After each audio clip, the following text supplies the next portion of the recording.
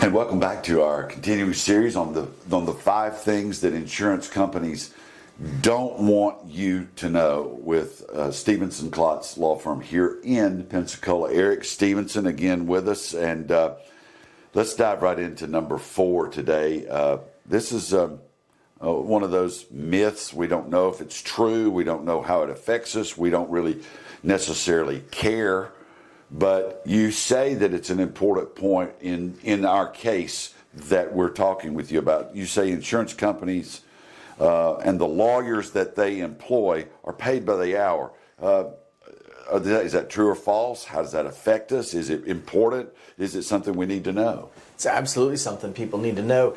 You know, insurance companies work on different business models. Different insurance companies do. And they're all designed to make money. Right, and so there are actually 2 business models. So it's a sort of. Some insurance companies' lawyers get paid by the hour. Some of them get paid a flat fee, right? And so it's important for a lawyer to know which insurance companies pay by the hour or which get paid by a flat fee, because you can see what the motivation might be for the lawyer in trying to deal with the case. Okay, let's break that down then. If you're dealing with a lawyer who's paid by the hour, what are you expecting from him, and what is your counter strategy to deal with that? Well, they're going to take forever to try to resolve the case. Because they're getting paid by the hour. That's and right. They want more billable hours. Is that absolutely? Okay, that makes sense. Absolutely. The longer the claim stays around, the more money they're going to make. Okay. You know, so when they close that file, they're no longer making any money, and they don't know when the next file might be coming to them. Okay. Right? Back when I was working for insurance companies, we'd just get a fax on the fax machine that came through. Tells you how old I am, right? But it would come through and say, hey, you got a new case. But we might go a week or 2 without getting one of those. And so you want to hold on to the insurance companies. Lawyers want to hold on to the case, the ones who get paid by the hour. So if you're a lawyer and you're working by the hour and you're working on a half a dozen cases at one time, your motivation is to make more money and therefore just drag them out, right? You've mentioned that in other pieces that we've done. That's right. And that helps the insurance company out too. And we'll talk about that more. Stay tuned for the piece on why dragging out a case makes an insurance company money. But it does. And so those lawyers who get paid by the hour are helping the insurance company out. Now, when we talk about insurance lawyers that are paid in a flat fee, talk about that. Are they given like loads of cases and they're sort of retained? Talk a little bit about that, and then why it's important to us. Well, it's important because yes, the insurance companies give those lawyers a lot of work, right? And those lawyers are very dependent on that high volume of work, which lawyers like us who know which lawyers those are, we can take advantage of. We know that those lawyers are overworked, right? Okay. And so to some extent you would think, well, they don't want a case to stick around for a long time. They want to close cases because they don't want to get overworked. There's a piece to that, right? But the other piece to it is they also want to do a good job for their insurance company, right? So the quicker they resolve a case, the more cases they close, theoretically they make more money. But if they don't do a good job and they don't get a good result for their insurance company, they're going to lose a huge book of business at one time. Makes me think of another point, though, on this flat rate part that you're talking about. If you're trying to negotiate and there's an impasse there, you just can't get it done, and this is a flat fee. Well, does that lawyer have any flexibility to settle that case, or do they have to go back up the food chain, so to speak, to get the other money that they're needing? And what's their motivation for doing that if they're on a flat fee? Yeah, that's right. The corporate reps at the top are the ones who really make that decision. Okay. You know, as it trickles down to lower corporate reps, as it trickles down to the adjuster, and really the lawyer, just a hired hand, just delivering messages from those insurance companies. And you know, the other problem it creates is it does drag out cases because a lot of those lawyers have just too many cases at one time, and so I can't schedule depositions with them. Oh, I'm busy for the next 3 months. Well, don't tell me you don't have 2 hours sometime in the next 3 months to take a deposition.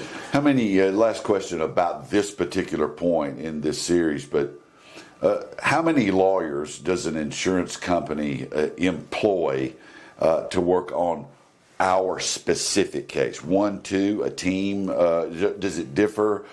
Why is, and when you answer that, also answer why that's important to us.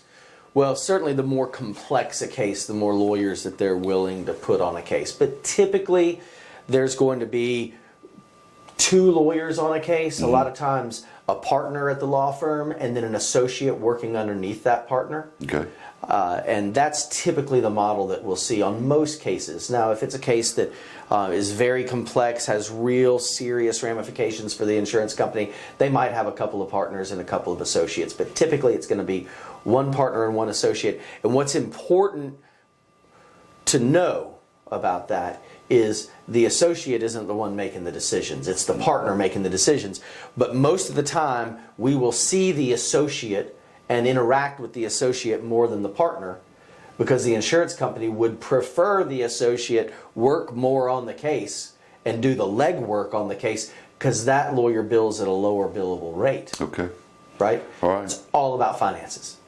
All about the dollar. We're learning more and more as we go through this series that it is all about the dollars at the end of the day. It is, and it's about knowing who makes the decisions ultimately, right? So in that situation, even though we deal with the associate all the time, it's a partner that's going to make the decisions and really give advice to the insurance company, not the associate. I said that was the final point, but I do have a follow-up on that. In your experience, when you get to this point and you're dealing with people that are on the hour, on the clock, or flat, doesn't matter anymore. What is it that distinguishes your firm as opposed to other ones when you get right down to settling these cases with these lawyers? What kind of strategies do you use at that point to get that settlement closed, to get that case closed? To bring closure and comfort and that sense of it, finally it's all over, to all of us consumers. The real thing that we care about is that. Yeah. We could care less about this, the hourly and we trust you with all of that. What is it that you employ to get that done? What we do is we represent our clients. We humanize our clients to the insurance company. It's not just insurance companies want it to be some sort of mathematical formula. Mm-hmm. Your client has this much in medical bills, they have this much in lost wages, and so based upon whatever bean counter, actuary, whoever sat around and determined, we think the case is worth this amount. My job is to say, hold on, it's not about how much the medical bills are. That's a component. It's not just about how much the lost wages are. It's about the impact to my client about, hey, can't pick his baby up anymore because it hurts his back, right? Got a mom who can't go out and play sports with her child anymore, right? Got somebody who can't garden anymore. Somebody who really got joy out of gardening, and now that joy has been taken from them. That's what we do differently than a lot of insurance companies. It's not just a mathematical formula. It's about the effect on our clients' lives and what has been taken from them when they've been injured in an accident. These 5 things that insurance companies don't want you to know, brought to you by Stevenson and Klotz. You'll want to make sure that you listen to each one of these, and their impact will be great. Now, we've got one more in this series coming up. The 5 things that insurance companies don't want you to know, and brought to you by our friends at Stevenson and Klotz. Thank you, Eric. Thank you, Al.